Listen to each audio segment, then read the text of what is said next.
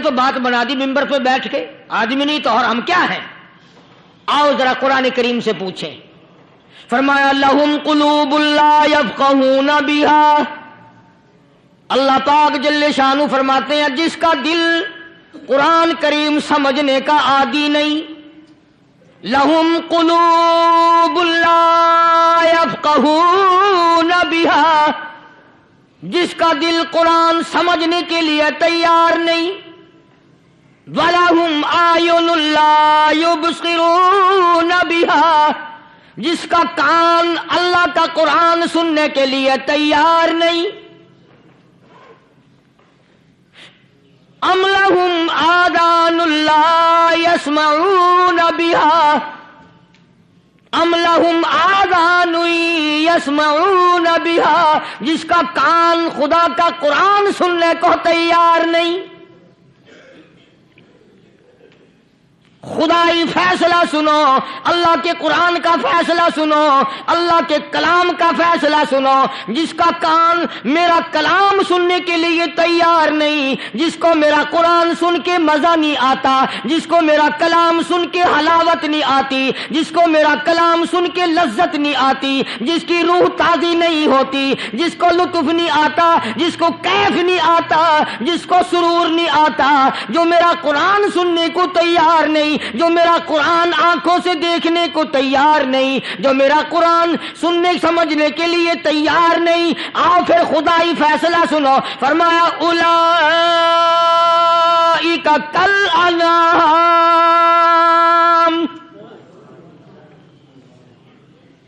میرا فیصلہ نہیں، کسی پارٹی کا فیصلہ نہیں، کسی فرقے کا نہیں، کسی طبقے کا نہیں، کسی جماعت کا نہیں۔ فرمایا اولئک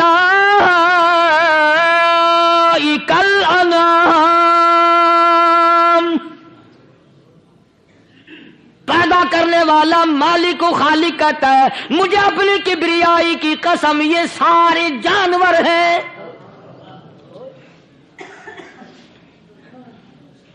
یہ سارے کے سارے جانور ہیں، یہ درندے ہیں جو ایک دوسرے کو چیر پاڑ کر کھاتے ہیں، یہ درندے ہیں جو ایک دوسرے کا خون پیتے ہیں۔ فرمایا بل ہم اضل، جانوروں سے بھی بدتر۔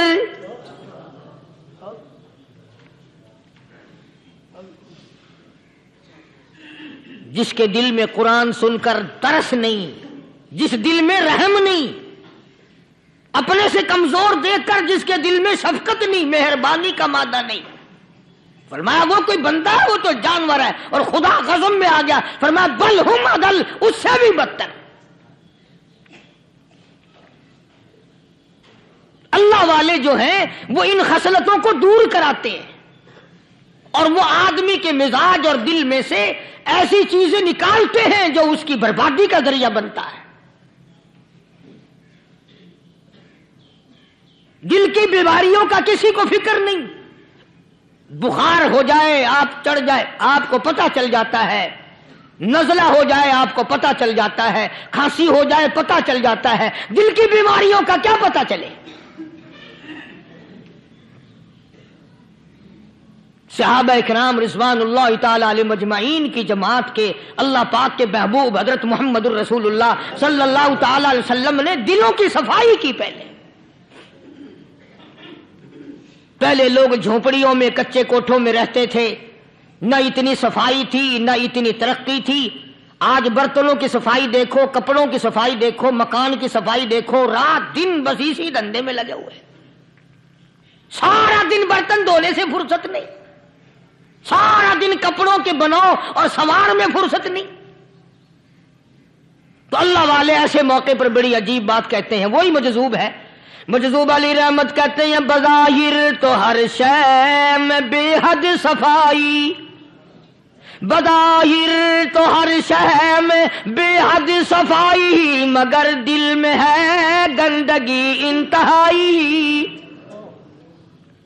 بظاہر تو ہر شے میں چہرے کی صفائی، بدن کی صفائی، نہ جانے کتنی قسم کا صابن ہے، نہ جانے کتنی قسم کے پاؤڈر ہیں، نہ جانے کتنی قسم کے شیمپو ہیں، نہ جانے کتنی قسم کے کپڑے ہیں، کیا چال ڈھال ہے، کیا نئے نئے ڈیزائن ہے۔ مجذوب کہتا سب کچھ دیکھ لیا بظاہر، تو ہر شے میں بے حد صفائی، مگر دل میں ہے گندگی انتہائی۔ جس یار کی بیٹھک میں بیٹھ کے کھانا کھایا، جس رشتہ دار کی بیٹھک میں بیٹھ کے کھانا کھایا، اسی کی بہن کو دیکھ کر آبرو پہ ڈاکہ ڈالنے کا پروگرام ہے۔ جس دوست کے گھر میں بیٹھ کے کھانا کھایا، اسی دوست کی بیوی کی عزت لوٹنے کا پروگرام ہے۔ پرانے زمانے میں اب بھی دلی جیسے شہر میں اگر دعوت کی جاتی ہے تو وہاں ایک تشتری میں نمک آتا ہے سب سے پہلے۔ عرب میں بھی دستور تھا پرانے زمانے میں، اگر کوئی دعوت کرتا، کوئی تقریب کرتا، سب سے پہلے نمک آتا تھا۔ ایک ایک انگلی ہر شخص نمک چاٹتا تھا۔ کیا مطلب؟ جس نے نمک چاٹ لیا اب وہ نمک حرامی نہیں بنے گا۔ اس گھر میں چوری کرنا، اس گھر کی آبرو کا غلط تصور لانا، اس گھر کے مال میں خیانت کرنا وہ حرام سمجھتا تھا جس گھر کا میں نے نمک چکھ لیا۔ اور مسلمانوں کی بات نہیں، ہندوؤں کی بھی یہ باتیں تھی۔ مولانا محمد علی صاحب جلندری سب قید رحمت اللہ علیہ فرمایا کرتے تھے کہ ایک سکھ تھا بہت بڑا ڈاکو، مسلمان اور ہندو مل کر اس کو ساتھ ملا کر کے لے گئے کہ یہاں اس گاؤں میں اس پنڈ میں ڈاکہ ڈالے۔ سفر کر کے گئے، تکلیف اٹھا کے گئے۔ اس سکھ ڈاکو نے پوچھ لیا کہ یہ کون سا گاؤں ہے کہ یہ فلانا ہے۔ اچھا سارے کے سارے یہ تلاش کرو، یہ سوچ بچار کرو، اپنے پنڈ کی، اپنے علاقے کی، کسی مسلمان کی، کسی ہندو کی، کسی سکھ کی، کسی چوڑے چمار کی اس گاؤں میں لڑکی تو نہیں؟ ہمارے یہاں سے کوئی لڑکی تو شادی ہو کے یہاں نہیں آئی ہوئی۔ ان ساروں میں سے کہنے لگا کہ ہمارے بھنگی کی لڑکی جمعدار کی یہاں آئی ہوئی ہے۔ کہنے لگا واپس چلو، بیٹی بیٹی ہے، چاہے بھنگی کی ہو یا نواب کی ہو۔ ارے کل بیٹی کا ڈولا دیا تھا، آج ڈاکہ ڈالیں گے، شرم نہیں آئے گی؟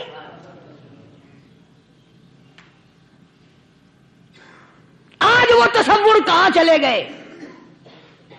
اور ہم سب روتے پھرتے ہیں، سکون نہیں، سکون نہیں، اطمینان نہیں۔ ارے اطمینان آئے گا کیسے؟ ہمارے دل بے ایمان ہے، نیتیں خراب ہے، آئے گا کہاں سے؟ صحابہ کرام رضوان اللہ تعالی علیہ مجمعین کی جماعت نے اس قدر اس بات پہ محنت کی اور کوشش کی کہ غلط لقمہ بھی پیٹ کے اندر نہ چلا جائے۔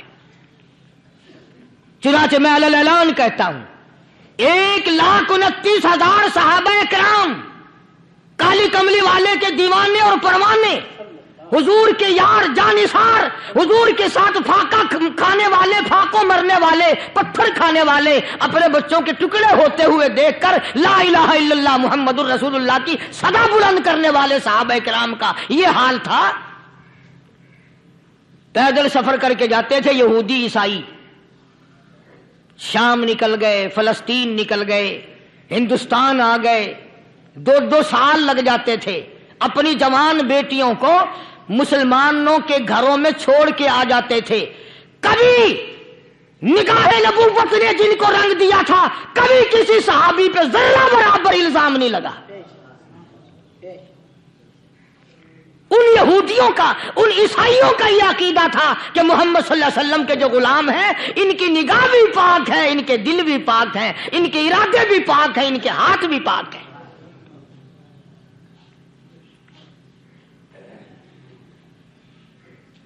مصر کے گورنر نے، مصر کے جنرل کرنل نے خط لکھا سیدنا فاروق اعظم رضی اللہ تعالی عنہ کی خدمت میں، دور خلافت ہے حضرت فاروق اعظم کا۔ کیا خط لکھا کہ حضور مجھے کافی وقت گزر گیا ہے اور فلاں علاقے میں آپ کے حکم سے ہم نے جانا ہے اور راستہ صرف ایک ہے اور اس راستے میں جال بچھا دیا گیا۔ اب مجھے مشورہ دیں میں کیا کروں، حکم دیں مجھے۔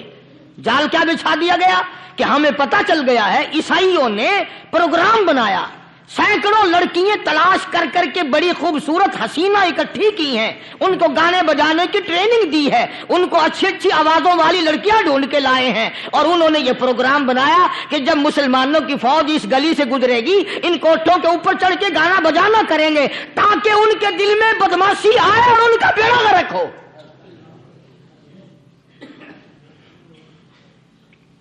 کبھی کافر کا یہ عقیدہ تھا کہ مسلمان کا دل بگڑا تو یہ گیا، اس کی نیت میں خرابی آئی اور یہ تباہ ہوا۔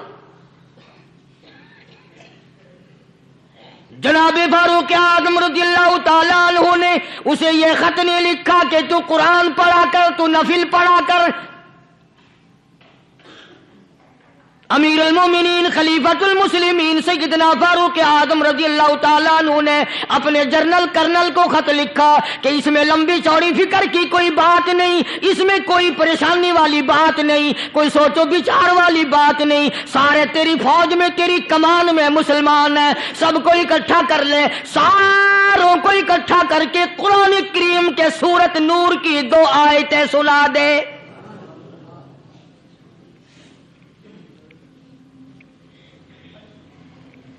یہ بھی نہیں فرمایا کہ سزا سناؤ، اتنے کوڑے لگیں گے، جو خلاف کرے گا یوں قید ہوگی، یہ کورٹ مارشل کر دیا جائے گا، کچھ نہیں۔ جناب فاروق اعظم رضی اللہ تعالیٰ عنہ کی رائے دیکھو، ان کے خیال میں قرآن کریم میں اتنی بڑی طاقت ہے، اتنی بڑی عظمت ہے، اتنی بڑی کرامت ہے، کلام الہی میں اتنا بڑا شرف ہے۔ اعلان کر دیا، فرمایا اپنے کرنل کو ساری فوج کو، لشکر کو اکٹھا کر کے قرآن کریم کی فلاں فلاں آیت سنا دے۔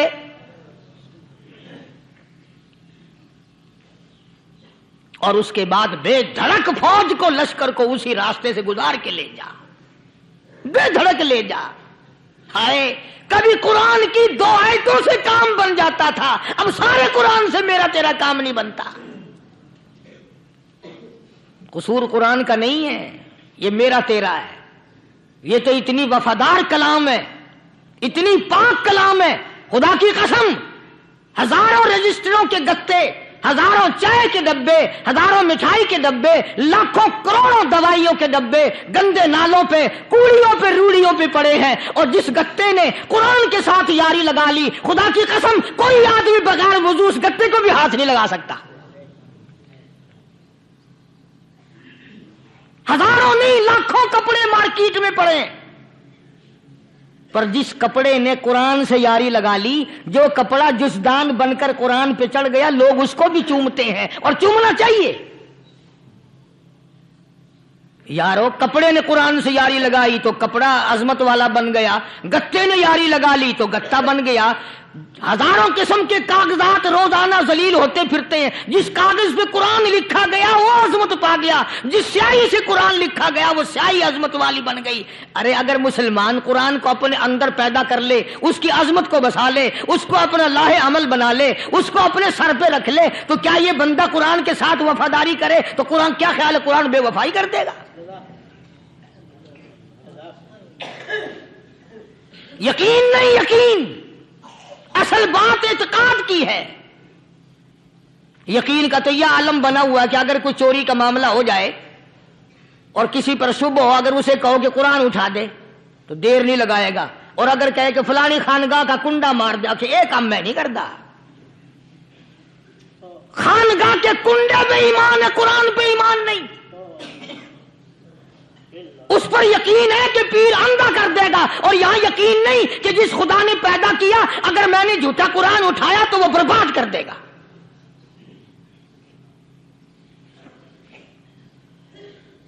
عجیب عجیب لوگ ہیں۔ چنانچہ مصر کے کرنل نے، مصر کے جنرل نے ساری فوج کو اکٹھا کر لیا۔ اس نے بھی یہ بات تو نہیں کہی کہ فاروق اعظم کو دوبارہ خط لکھتا کہ حضرت یہ تو 2 آیتیں آپ نے لکھی، یہ تو سارا قرآن روز پڑھتے ہیں، پر بنے گا کیا؟ جیسے فاروق اعظم کا یقین تھا، فاروق اعظم کی فوج کے کرنل کا بھی یقین ہے، فاروق اعظم کے فوج کے جنرل کا بھی یقین ہے۔ اس نے ساری فوج کو اکٹھا کیا، لشکر کو جمع کیا، اور اس کے بعد کہنے لگا قل للمؤمنین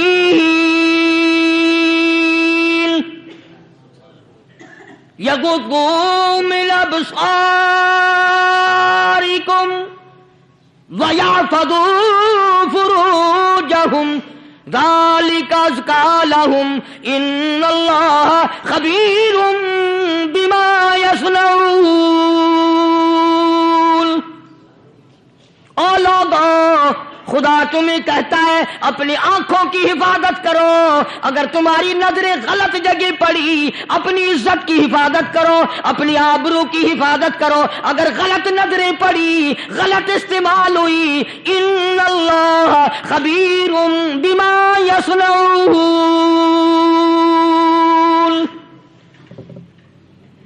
اللہ پاک تمہاری ساتھ ساتھ ہے، وہ ہر چیز کو دیکھتا جائے گا، وہ ہر چیز تمہاری دیکھے گا۔ چنانچہ تاریخ شاہد ہے، ابن حشام نے لکھا ہے، ابن خلدون نے لکھا ہے، اور کئی مورخین نے لکھا ہے کہ جب مسلمان جرنل نے، مسلمان کرنل نے اپنی فوج کو قرآن کی 2 آیتیں سنائی اور اس کے بعد حکم دیا چلو، تمام کا تمام لشکر چل رہا ہے، ادھر ڈھول بجا، دھماکے بجے، ڈانا شروع ہوا، گانا بجانا شروع ہوا، ساری فوج نکل گئی، سارا لشکر چلا گیا۔ لڑکیوں نے دیکھا کہ یہ تو ختم ہو گئے، نیچے آواز دے کے کہنے لگی اور جانے والوں یہ ساری فوج کئی اندھوں کی فوج تو نہیں؟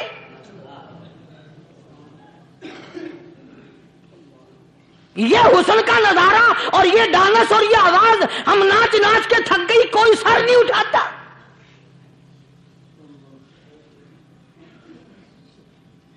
اور آج دیکھ لیں آپ، ہر گھر کے اوپر وہ لگا ہوا ہے ایریل، لعنت کا ایریل لگا ہوا ہے، لعنت کا ایریل۔ حاجیو تم کیا کہتے ہو کہ ہمارے گھر کا اس میں کیا بگڑے گا؟ خدا کی قسم وہ بگڑتا ہے، وہ دیمک لگتی ہے، وہ تباہی پھرتی ہے، تمہیں پتہ بھی نہیں چلتا۔ تم نے کیا سوچ رکھا ہے؟ مسلمان کرنل کے حکم پہ ساری فوج نکل گئی، ناچنے والی گانے والی لڑکیاں عیسائیوں کی حیران ہیں، کیا ہوا؟ لاکھوں کی تعداد میں فوج گزر گئی، کوئی نگاہ اٹھا کے نہیں دیکھتا۔ ایک مسلمان سپاہی گزرتا گزرتا نیچی نظریں کیے کیے کہنے لگا سر کیسے اٹھائے، نگاہ کیسے کوئی اٹھائے گا؟ یہ سارے کے سارے اللہ کا قرآن سن کر آئے ہیں۔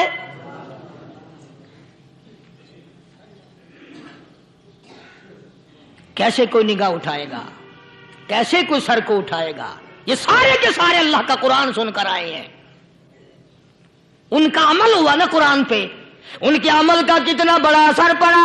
مورخین نے لکھا، ابن حشام لکھتا ہے عیسائی لڑکیوں نے چھلانگیں لگا دی، کوٹھی سے نیچے آ گئی، کہنے لگی عام مسلمانوں وہ قرآن ہمیں بھی سنا کے جاؤ جس میں اتنی اسپرٹ ہے، اتنی طاقت ہے، جو حسن کے نظارے سے روک دے، جو گانے بجانے سے روک دے۔ یہ تو آدمی کے دل کا سکون ہے، نہ گانا سنتے ہو نہ حسن کا نظارہ کرتے ہو، جاتے والے یوں نہ جاؤ، ہمیں بھی وہ قرآن سنا کے جاؤ۔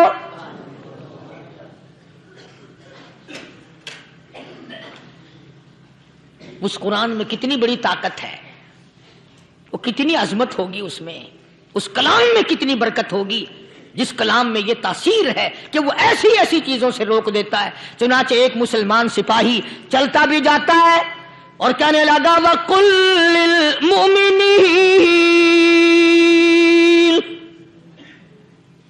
وَقُلْ لِلْمُؤْمِنِينَ،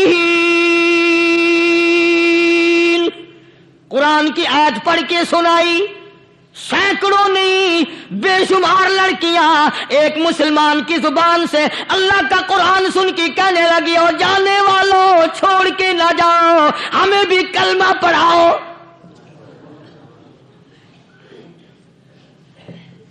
جتنی بھی وہ ناچنے گانے والی تھی تمام کی تمام کلمہ پڑھ کر مسلمان بن گئی۔ اور مورخین نے لکھا ہے آخری دم تک قرآن کی شیدائی اور دیوانی بن کے گزری ہیں۔ پھر وہ لڑکیاں جو رات دن حسن و جمال کا پیکر بنی رہتی تھی، علماء نے لکھا ہے جب موت آئی ایک ایک کے بدن میں کپڑے لباس میں موت آئی تو 50-50 ٹاٹی لگی ہوئی تھی۔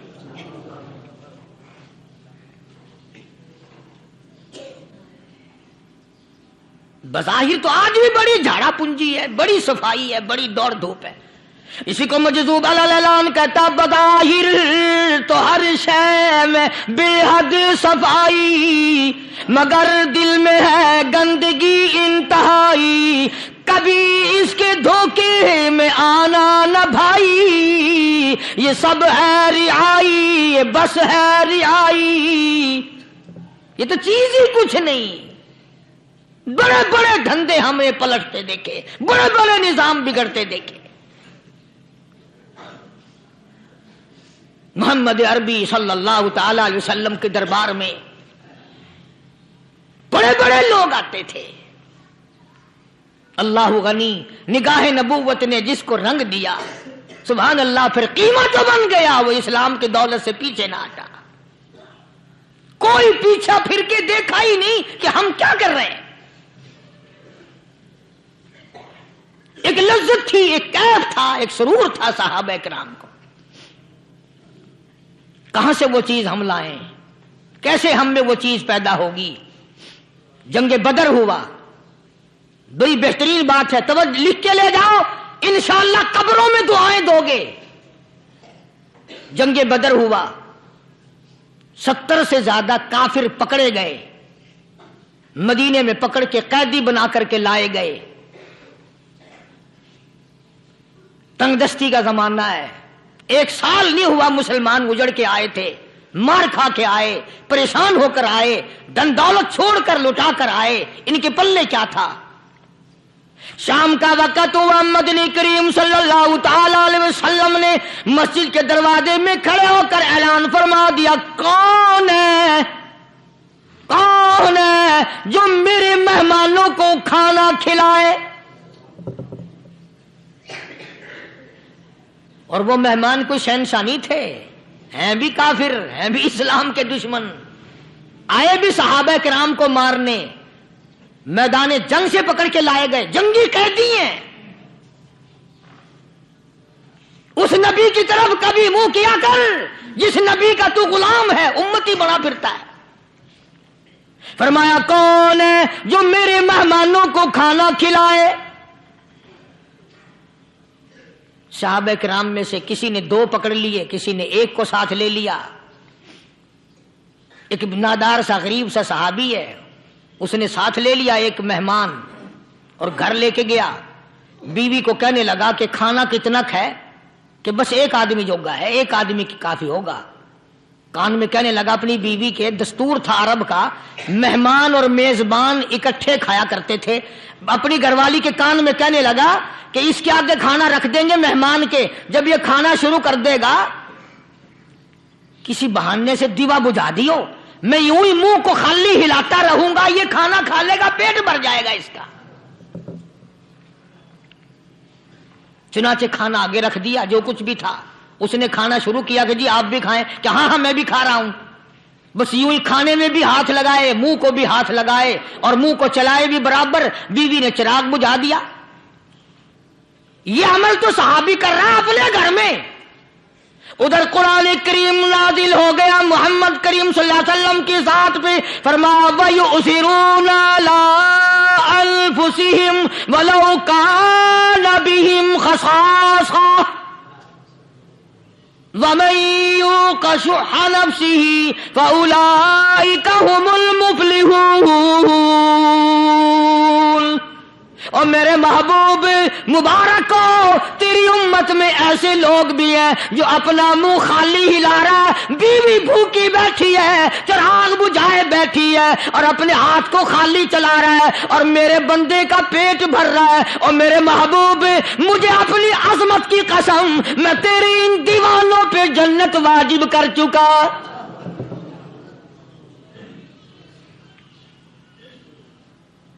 اب حضور صلی اللہ علیہ وسلم نے تو ان کو نہیں سکھایا تھا کہ تو جا کے ایسا کرنا، قدرتی مزاج ایسا بنا دیا تھا۔ ایک اور موقع آیا مدینے پاک میں، جنگی قیدی اور جگہ سے اسی طرح سے آئے۔ ایک صحابی ایک اور آدمی کو، جنگی قیدی کو کافر میں گھر لے گیا۔ بیوی کہنے لگی کہ 1 ہی آدمی کا کھانا ہے بس، انہوں نے کہا اس کو دے دو۔ وہ کافر جنگی قیدی کہنے لگا جی آپ بھی کھائیں، کہنے لگا بھی بات ہے صاف، 1 آدمی کا کھانا ہے، تو کھانا کھا میں درخت کے پتے چبا لیتا ہوں. وہ کہنے لگا میں کھاؤں گا پتے.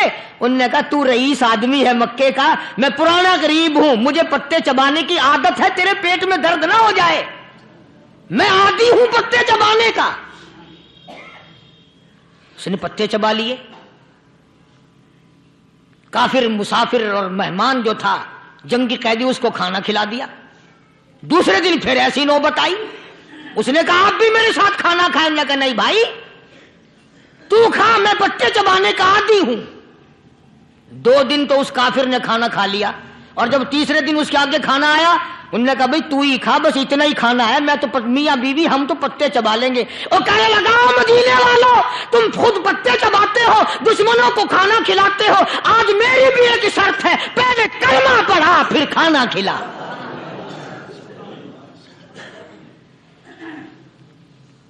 آج میری بھی ایک شرط ہے.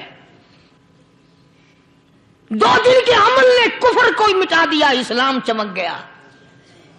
2 دن کے عمل نے. میرا تیرا 60 سال کا عمل ہے, کبھی کسی کافر کو مسلمان بنایا؟ الٹے ہی کام, ہر غلط, ہر معاملہ الٹا ہی ہے. ہر آدمی بیزار ہوتا ہے, یار دین تو کچھ نہیں, یار اسلام کچھ نہیں, یارو ایمان کچھ نہیں. اسی کو قرآن کریم نے للکار کے آواز دے کے فرما دیا, لوگوں ایسی گڑبڑ نہ کرو ورنہ میں وہ خدا ہوں. فَأَخَذَتْكُمُ الصَّاعِقَةُ وَأَنْتُمْ تَنظُرُونَ. جبریل امین نے ایک چیخ ماری, ساری قوم کے جگر پھٹ گئے.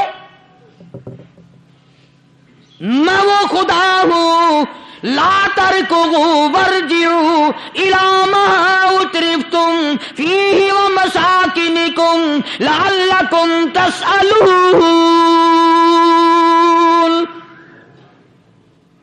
لوگ مکان چھوڑ کے بھاگتے ہیں, ماحول چھوڑ کر بھاگتے ہیں, معاشرہ چھوڑ کر کے بھاگتے ہیں. خدا کہتا آؤ, جن مکانوں پہ تمہیں ناز تھا وہ یہ کھڑے بھاگ کر رہے.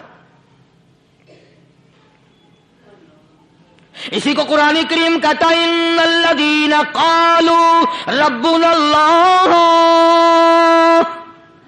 ثم استقاموا.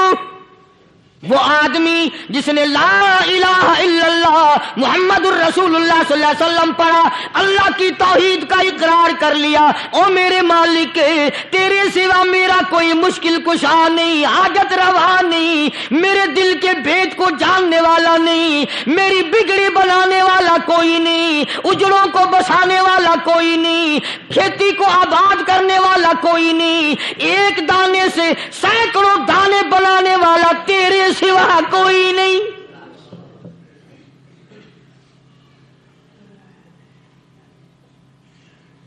کھیتوں میں جاؤ, کبھی یہ تو سوچو کہ دنیا میں حکومتوں نے کتنے مل لگا رکھے ہیں, چینی کے, شکر کے کتنے مل ہیں, کتنے ڈیپو ہیں, پھر بھی قلت ہو جاتی ہے. اور یہ اللہ میاں نے کتنا میٹھا کیلے میں, سنترے میں, مالٹے میں, انگور میں, سیب میں. کبھی یہ بھی سنا کہ اللہ میاں کا شوگر مل فلاں علاقے میں لگا ہوا ہے؟ کبھی یہ تو دیکھو کہ یہ قدرت کاملہ کے سوا اور کون پیدا کر رہا ہے. فرمایا جس نے اللہ کی توحید کا اقرار کر لیا, محمد عربی صلی اللہ علیہ وسلم کی ختم نبوت کا اقرار کر لیا, خدا کے بعد خدا کوئی نہیں, مصطفیٰ کے بعد نبی کوئی نہیں. پھر قرآن نے شرط لگائی ثم استقاموا, پھر اس پر جمع رہے, ڈٹا رہے. یوں نہیں کہ کبھی ادھر لڑک گیا کبھی ادھر لڑک گیا. لوگ تو بدل جاتے ہیں, لوگوں کا کیا ہے. پچھلے سال کی بات ہے, یہیں مغرب کی نماز کے بعد گرمی کے موسم میں یہاں بیٹھا ہوا تھا باہر, آگے شہر کے وہ آدمی, وہ کہنے لگے جی ایک کام آئے ہیں. میں نے کہا کیا؟ کہ 25,000 روپے چوری ہو گیا ہمارا, بتاؤ ہمیں. میں نے کہا مجھے کیا پتا. انہوں نے کہا نہیں سارا شہر کہتا ہے کہ قاری نہیں بتا دیتا ہے. میں نے کہا اچھا یہ یوں نہیں جانے کا. میں نے کہا پھر آدھے لوں گا.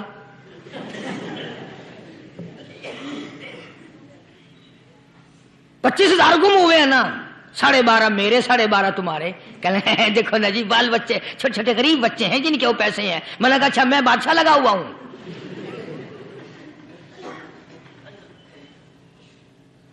انہوں نے کہا جی سودا مہنگا. میں نے کہا پھر کہیں اور چلے جاؤ. کتنا میں نے سمجھایا نہیں ماننا کہ اگر ہمیں یوں پتہ چل جائے مولویوں کو ولیوں کو تو پھر یہ لاکھوں کروڑوں پولیس والے رکھنے کی ضرورت ہے بھلا؟ اتنی بڑی فوج کا رکھ کر کیا کریں گے ہم؟ اربوں روپیہ فوج کا خرچہ ہے. 2 ولی، ایک ولی کو اس بارڈر پہ بٹھا دیں گے، ایک ولی کو اس بارڈر پہ بٹھا دیں گے. پھر ہم بڑھانا دیں گے اولیاء کرام رجمٹ. ذہنیت ماری گئی، سمجھ نہیں پاتے، دین کے قریب نہیں آتے لوگ، سمجھتے نہیں.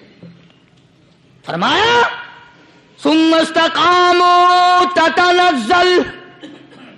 تتنزل علیہم الملائکۃ الا تخافوا ولا تحزنوا وابشروا بالجنہ التی کنتم توعدون. قرآن کہتا ادھر ولی کی موت آتی ہے، ایسا آدمی جو اپنے کلمے پہ جمع رہے، شرک و بدعت کی لعنت سے بچے، کفر و نفاق سے بچے. ادھر موت آتی ہے، ادھر فرشتے کہتے ہیں گھبرانا، غم نہ کر، بہشت کے دروازے تیرے لیے سارے کھلے ہوئے. وَلَكُمْ فِيهَا مَا تَشْتَهِي أَنفُسُكُمْ وَلَكُمْ فِيهَا مَا تَدَّعُونَ. فرمایا ہم تمہاری ہر اس تمنا کو پورا کریں گے، ہر اس آرزو کو پورا کریں گے.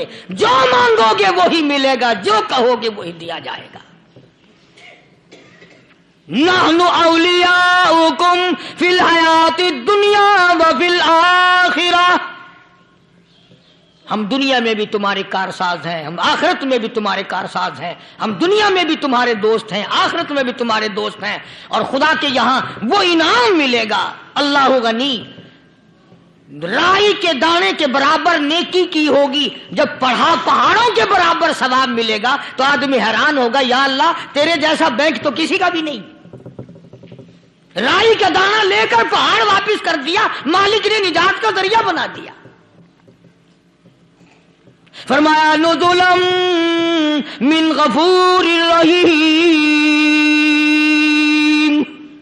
یہ مہمانی ہے پروردگار عالم کی طرف سے. قرآن اعلان کر کر کے کہتا وبالاسحار هم یستغفرون. اللہ پاک فرماتے ہیں میرے بندوں کی نشانی یہ ہے کہ وہ آخری رات میں بڑے ویلے سحری کے وقت اٹھ کر استغفار کرتے ہیں، اللہ کے حضور میں معافی مانگتے ہیں، روتے ہیں، عاجزی کرتے ہیں. کہتا کہ ایک تڑپ سی دل میں امنگتی ہے، ایک درد جگر میں ہوتا ہے. ایک تڑپ سی دل میں امنگتی ہے، ایک درد جگر میں ہوتا ہے. ہم رات کو رویا کرتے ہیں جب سارا عالم سوتا ہے. سب لوگ سوئے ہوئے ہوں اور اللہ کا دروازہ کھٹکھٹا، اندھیرے میں مالک کائنات کے سامنے جھولی پھیلا، اپنی بگڑی کا سوال کر، اپنی مشکلات اس مالک کے سامنے پیش کر جو سارے جہان کا خالق و مالک ہے. عقیدہ بھی بناؤ، اعمال بھی بدلو، مزاج بدلو، طبیعتوں میں انقلاب لاؤ. اور لوگوں ان گھروں کو مسلمانوں والے گھر بناؤ. تم برا مان کے جاؤ یا بھلا مان کے جاؤ، میں اپنے عقیدے کی بات کو چھپاتا نہیں. جس گھر میں کوئی مرد عورت قرآن کے کھولنے والا نہیں، میں اس گھر کو مسلمان کا گھر نہیں کہتا. وہ چوڑے اور کراڑ اور سکھ کا گھر ہے.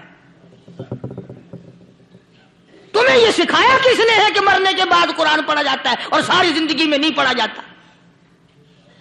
یہ قرآن مردوں کے لیے تھوڑی آیا، یہ زندوں کے لیے آیا ہے.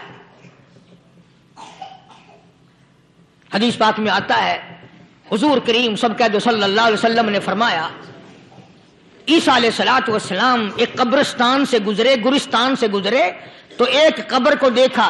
وہ نبی ایسا تھا، اس کے معجزات ایسے تھے. قبر میں دیکھا تو ایک بڑھیا جل رہی ہے، سڑ رہی ہے، تباہ ہو رہی ہے، رو رہی ہے. عیسیٰ علیہ السلام پنا پنا کر کے وہاں سے گزر گئے. چند دنوں کے بعد جو اسی قبر کے پاس سے گزرے تو عیسیٰ علیہ السلام کو دھیان آیا کہ اس قبر میں ایک بڑھیا بڑی عذاب بھگت رہی تھی، مگر اس دن جو دیکھا وہ تو عیش میں بیٹھی ہے، تخت میں بیٹھی آرام کر رہی ہے. سیدنا عیسیٰ علیہ السلام نے اللہ پاک سے سوال کر دیا، الہی مرنے کے بعد تو آدمی کوئی نیکی بھی نہیں کر سکتا، اس نے کیا کر لیا جو اس کا سارا نظام بدل گیا؟ آواز آئی، اے عیسیٰ لکھ کے لے جاؤ یہ بات، حضور کا فرمان ہے. فرمایا اے عیسیٰ، اس مائی کے چھوٹے سے پوتے نے استاد کے پاس جا کر کے پڑھا بسم اللہ الرحمن الرحیم. اس ننھے سے منہ سے، چھوٹے سے منہ سے جب یہ لفظ نکلا، اے اللہ تو بڑا مہربان ہے، تو بڑا کریم ہے. عیسیٰ چھوٹے سے منہ سے جب نکلا، وہ تو معصوم تھا، اس کے منہ سے جب نکلا نا کہ میں بڑا مہربان ہوں، میں نے اس معصوم بچے کے صدقے میں اس کی دادی پہ کرم کر دیا. اس کے نام میں بڑی برکتیں ہیں، اس اللہ کا نام لینے میں بڑی برکتیں ہیں. گڑ میں مٹھاس ہے، اللہ کے نام میں مٹھاس نہیں. ٹافیوں میں مٹھاس ہے، اللہ کے نام میں مٹھاس نہیں. تم نے چکھ کے نہیں دیکھا، اگر تم چکھ لو خدا کی قسم دنیا کی کوئی چیز اچھی نہ لگے اللہ کے نام کے مقابلے میں.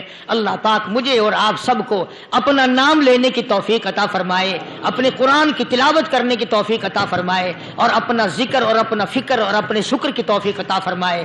اور اللہ پاک ہم سب کو یہ ہمت دے کہ مرتے دم تک ہم قرآن سے یاری کریں، قرآن سے وفاداری کریں. وآخر دعوانا ان الحمدللہ رب العالمین.